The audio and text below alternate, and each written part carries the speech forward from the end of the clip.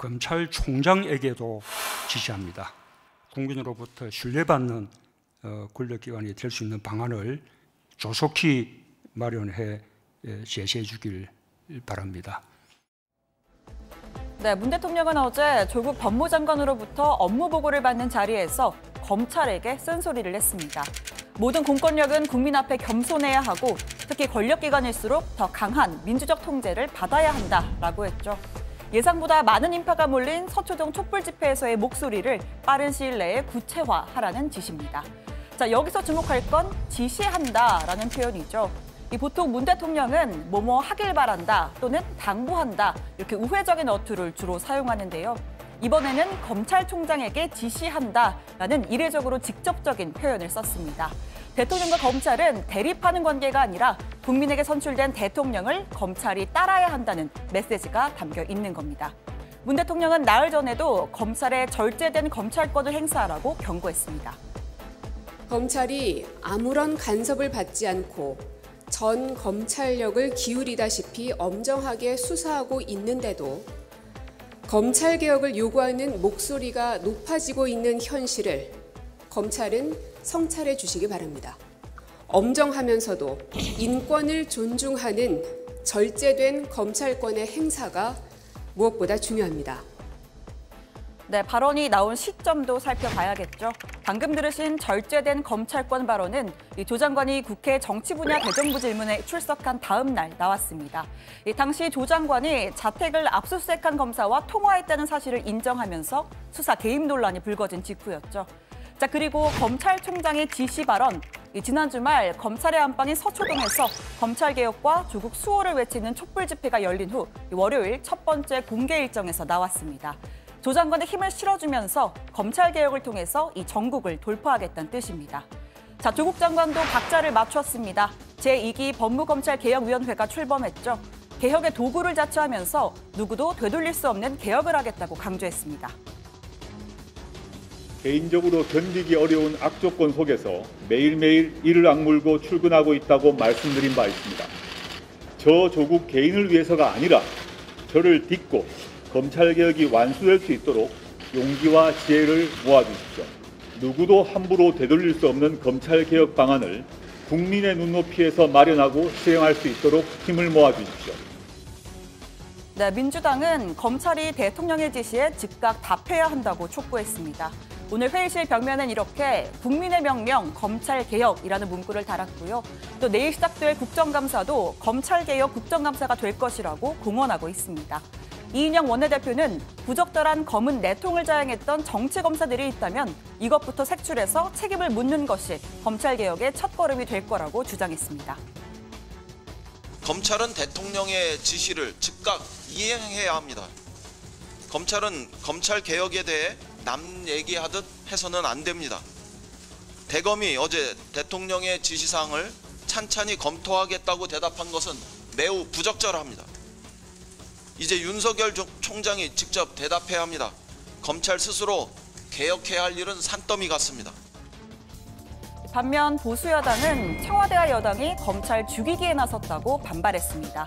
겉으로는 개혁을 말하면서 실은 조 장관과 일가에 대한 검찰 수사를 축소하기 위해서 윤석열 총장의 찍어내기식 압박을 가하고 있다는 주장입니다.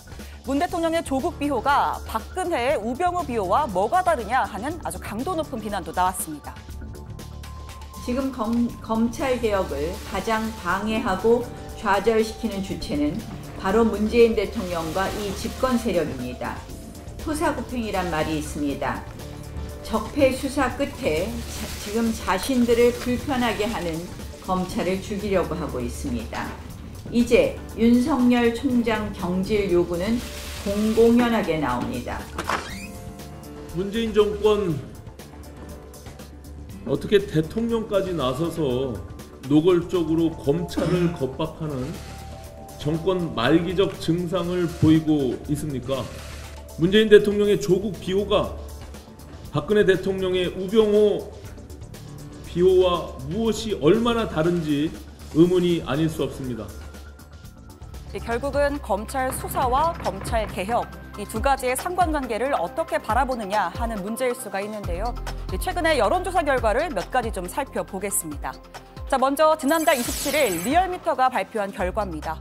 고위공직자의 직계 가족이 위법을 저질렀을 때 공직자가 사퇴해야 한다라는 의견이 57.8%, 본인이 위반하지 않으면 사퇴하지 말아야 한다가 37.5%로 사퇴 쪽의 의견이 약 20%포인트 넘게 많았습니다. 자, 그리고 지난달 30일 나온 한국사회 여론연구소 조사인데요. 검찰개혁이 시급하다는 데 공감하는 의견은 61%, 공감하지 않는다는 의견은 36.1%로 이 공감이 약 25%포인트 가까이 많습니다. 자, 마지막으로 지난달 29일에 나온 조 장관 가족 수사 관련 KBS와 한국리서치의 조사 결과입니다.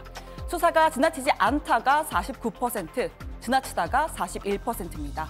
그러니까 이 세 가지를 좀 종합해보면 검찰 개혁에는 대체로 공감하지만 조 장관 관련 수사 및 거취는 별개의 문제로 보는 시각이 많았다라고 볼 수가 있겠죠. 자, 맥락은 좀 다르지만 또 오늘 나온 여론조사도 소개할까 합니다. 리얼미터가 오마이뉴스 의뢰로 차기 대선 주자 선호도를 조사했는데요. 조국 법무부 장관은 13%를 기록하면서 이낙연 국무총리, 자유한국당 황교안 대표에 이어서 3위에 올랐습니다. 이 대선과 관련해서 리얼미터가 한 조사에서 조 장관이 포함된 건 이번이 처음입니다. 자, 최근에 여의도 정치는 말 그대로 실종 상태입니다. 민주당은 검찰의 정경심 교수 기소가 현실화되면 서초동에 지난주에 2배가 넘는 촛불들이 모일 거다라고 이야기했죠. 반면에 한국당은 오는 3일 개천절에 광화문 도심 일대에 150만이 모일 거다라고 주장하고 있습니다. 내일부터는 또 국정감사가 시작되는데요.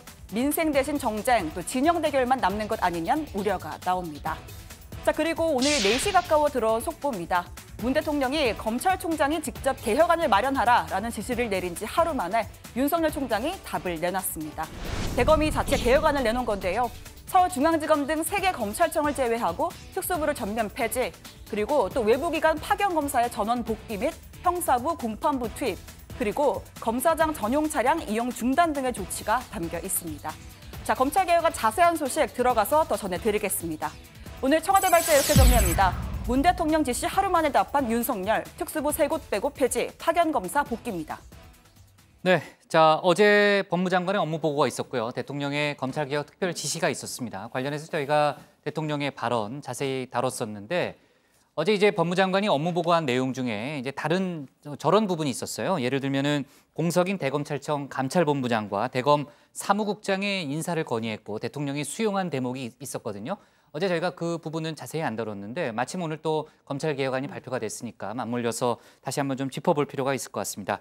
자, 어제 인사 건의는 최 반장, 그러니까 결국은 조국 법무장관이 인사권을 적절히 활용하겠다 이런 의지의 발로라고 볼 수 있는 거죠. 네, 우선 해당 직책에 대한 설명이 좀 필요한데요. 이 검사장급인 대검 감찰본부장은 검사에 대한 직무 감찰을 하는 직책입니다. 이 대검 내에서도 검찰총장의 핵심 측근으로 꼽히고요. 또 사무국장은 검찰의 행정, 사무, 보안, 회계 등의 내부 살림을 또 총괄하는 보직입니다. 역시 통상적으로는 이 검찰총장과 가까운 인사가 발탁이 되기 마련인데요. 그런데 이 사무국장 또 2달 넘게 공석인 감찰본부장 선임 절차가 계속해서 지연되는 상황이었습니다. 아무래도 법무장관 교체기였던 것도 좀 영향을 미친 상황인데요. 실제로 조 장관은 취임 이틀 만인 지난달 11일에 이 공석인 대검찰청 감찰본부장의 임명 절차를 신속히 마무리할 것이라고 지시를 하기도 했습니다. 이런 상황에서 어제 업무보고 자리에서 조 장관이 건의를 하고 문 대통령이 수용하기로 했다. 이런 형식을 띈 건 결국 조 장관이 인사 문제를 풀 권한을 대통령으로부터 위임을 받았다. 이런 뜻으로 풀이가 됩니다. 어제 구체적인 후보자까지는 거명하지는 않은 것으로 전해졌는데요. 이 신임 감찰본부장엔 진보 성향의 법관 모임 출신의 변호사가 유력한 것으로 현재까지 알려지고 있습니다. 또 이 사무국장에도 윤 총장과 가까운 사람이 아닌 법무부 측 인사를 임명할 수 있다는 관측이 나오는데요. 이 사무국장은 검찰 특수활동비나 수사 지원비 등을 총괄하는 만큼 이를 통해서 윤 총장을 우회적으로 견제할 수 있다는 겁니다. 네, 자, 조금 전에 얘기했던 검찰 개혁안 얘기를 해보겠습니다. 그러니까 저희 정치부회의 시작 전에 들어온 속보죠. 그러니까 대통령 지시 하루 만에 윤석열 검찰총장이 자체 개혁안을 발표한 거죠. 네, 그렇습니다. 대검찰청이 오늘 오후 3시 30분 문 대통령의 검찰개혁 지시사항과 관련해서 자체 개혁안을 발표했습니다. 윤석열 검찰총장의 지시사항을 전달하는 식으로 이 특수부 폐지를 포함한 구체적인 방안 3가지를 발표했는데 자, 우선 지금 법무부가 추진 중인 검찰 개혁안에 이 특수부 축소 방안이 담겨 있는데 우선 첫 번째로 대검은 먼저 서울중앙지검 등 3개 검찰청을 제외하고 전국의 모든 검찰청에 설치된 특수부를 폐지하겠다라고 밝혔습니다. 자, 이어서 두 번째로 검찰 영향력 확대와 권력기관화라는 비판이 지속적으로 제기됐던 이 외부기관 파견 검사를 전원 복귀시키고 형사부와 공판부에 투입하겠다고 설명했습니다. 이건 어제 문 대통령의 지시 중에 있었던 형사부, 공판부 강화와도 관련된 내용이고요. 아울러 현재 진행 중인 검찰개혁과 관련해서 이 관련 규정들의 개정 절차를 기다리지 말고 이 개정안 취지대로 검사장 전용 차량 이동을 중단하기로 조치했다고 밝혔습니다. 네, 이 검찰 발표를 보면요. 또 이 대통령 말씀에 따라 검찰권 행사의 방식, 수사 관행, 조직 문화 등에 관하여 국민과 검찰 구성원의 의견을 수렴하고 이를 토대로 인권 보장을 최우선으로 하는 검찰개혁 방안을 마련하겠다라고도 했습니다. 피의자 공개 소환, 또 포토라인, 피의 사실 공표, 심야 조사 등의 문제를 포함한 검찰권 행사 방식과 수사 관행 실태 전반을 점검하고 과감하게 개선해 나가겠다라는 입장을 밝힌 겁니다. 또 이를 위해서 변호사 단체, 시민단체 등으로부터 폭넓은 의견을 청취하고 각급 검찰청의 간부들과 인권보호관, 인권전담검사를 중심으로 관련 논의를 이어가겠다고 덧붙였습니다. 네.